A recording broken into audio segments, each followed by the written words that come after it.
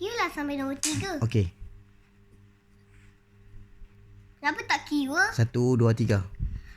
Dalam pesawat, bila kapal terbang nak buat emergency landing, kena tunduk.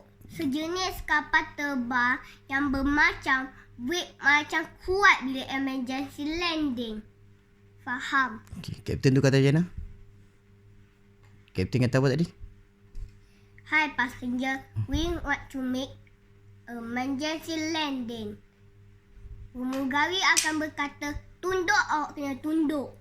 Okey. Tak boleh berdiri. Kena tunduk awal. Bila masa kapal terbang ni terbang, kena tunduk awal.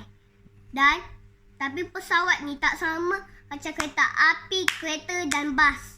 Dia adalah brake sangat kuat. Emergency landing. Tapi bila mereka landing biasa, tak brake mereka bukan kena kuat, perlahan sikit brake mereka. Tu nak tunjuk contoh lah. Abang memang pandai. Macam mana contoh dia? Pesawat ni dia terbang. Punya semua penumpang dah tunduk. Dan pramugari juga dah tunduk. Kemudian pilot tu mengontrol, tapi mereka lihat pesawat tu takkan land di runway 1 dan 2. Mereka hanya land di runway 3. Mereka land di runway 3. Tapi bila selepas tu,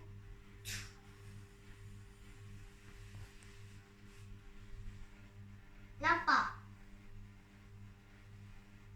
hujan masuk tempat parking dia.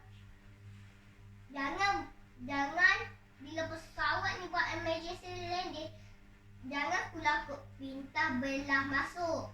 Pergi ke pintu emergency. Dan dia akan keluarkan gelongsong.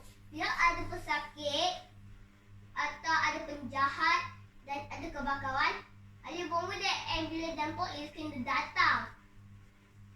Tak ada kebakaran dan tak ada penjahat. Ada 3 orang tercedera masa pesawat ni mendarat.